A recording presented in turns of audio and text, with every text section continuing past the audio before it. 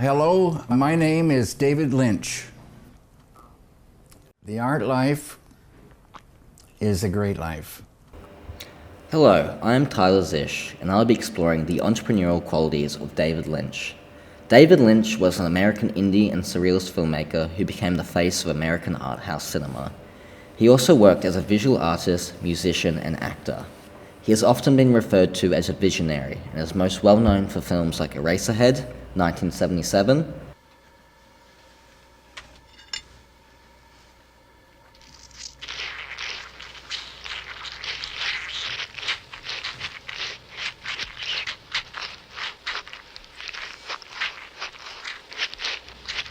Elephant Man, 1980, Blue Velvet, 1986, Mulholland Drive, 2001, and his TV series co-created with Mark Frost, Twin Peaks, 1990 to 1991. Cooper, you remind me today of a small Mexican chihuahua. He is so influential to the face of American art house cinema that a panel of critics in 2007 stated, quote, "After all the discussion, no one could fault the conclusion that David Lynch is the most important filmmaker of the current era," unquote. AllMovie called him, quote, "the Renaissance man of modern American filmmaking," unquote. To describe what made Lynch so special would be the quote renowned film critic Pauline Kael, who described Lynch as, quote, "the first populist surrealist," unquote. What this means exactly was that Lynch was able to combine the artistic surrealist filmmaking art style with a commercial appeal. No work of this better describes than his TV series, made alongside Mark Frost, Twin Peaks.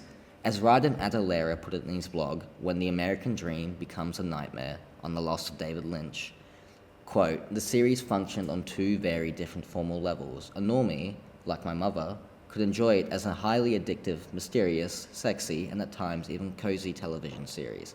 An asphyte could enjoy it as a work of conceptual art in which a cinematic master, an iconic eccentric, deconstructed the form of the soap opera itself." Twin Peaks became a staple of the 90s, throwing itself into the zeitgeist of American media, becoming entwined in popular culture, to the point it was a reference point for TV series such as The Simpsons. That's damn fine coffee you got here in Twin Peaks. And damn good cherry pie.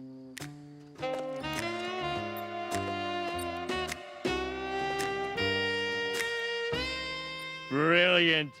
I have absolutely no idea what's going on. Lynch was truly in love with the process of creation, unlike any artist. There is often talk of the tortured artist and the struggle of creativity. Lynch instead revered the art life. The art life is a great life. It's coffee and cigarettes, maybe some red wine. It's catching ideas and translating them to one medium or another.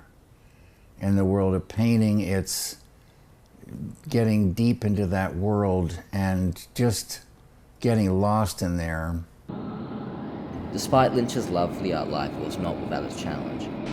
The greatest influence for me in my work was the city of Philadelphia, which I consider to be one of the sickest, most corrupt, decadent, fear-ridden cities that exists.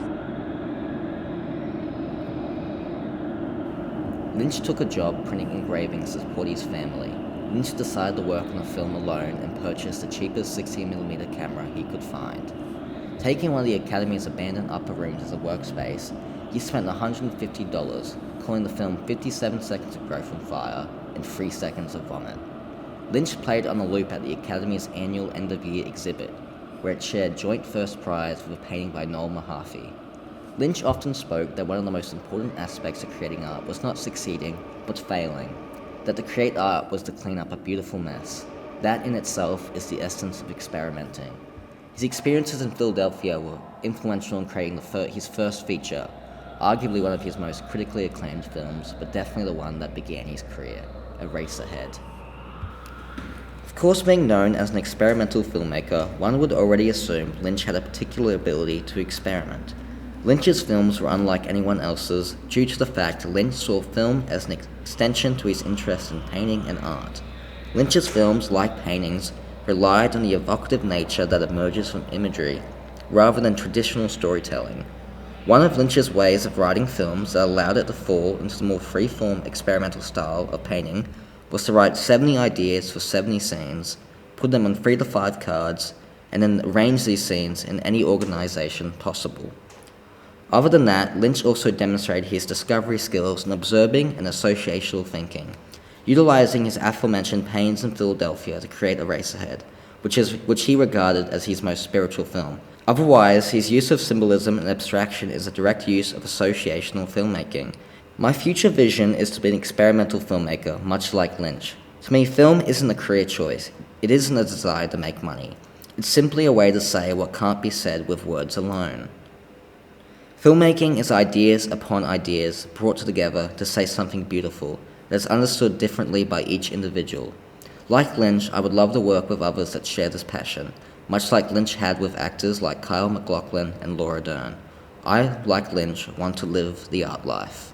My current skills include I know how to write a screenplay, and my current time at SIE has given me novice skills and experiences at utilizing a camera and directing and creating my own films.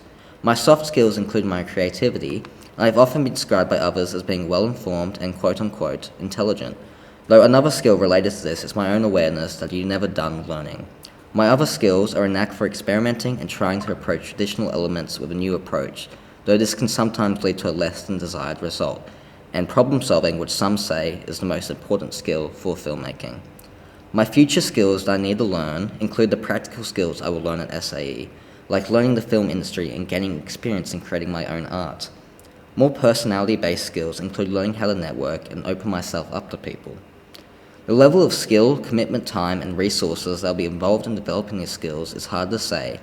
Of course, my time at SIE and the resources they will provide will be immeasurable in providing a base for these skills. But these skills will be further developed along with practice, and as I mentioned before, you are never really done learning and developing oneself. Ideas are so beautiful and they're so abstract, and they do exist someplace. I don't know if there's a name for it, and I think they exist like fish, and I believe that if you sit quietly like you're fishing, you will catch ideas. The real, beautiful big ones swim kind of deep down there, so you have to be very quiet and, wait for them to come along.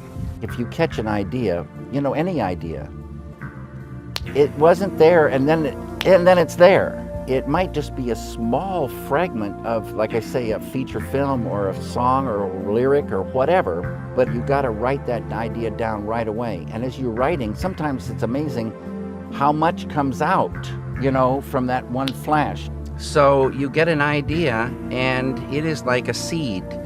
And in your mind, the idea is seen and felt.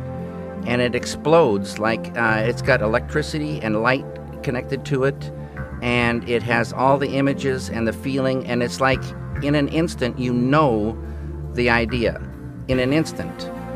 Then the thing is translating that to some medium. It could be a film idea or a painting idea or a furniture idea. It doesn't matter.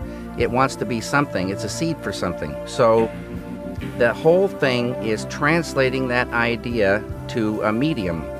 And in the case of film, it takes a long time, and you always need to go back and stay true to that idea. The film is the thing. You work so hard, after the ideas come, to get this thing built, all the elements to feel correct, the whole to feel correct, in this beautiful language called cinema.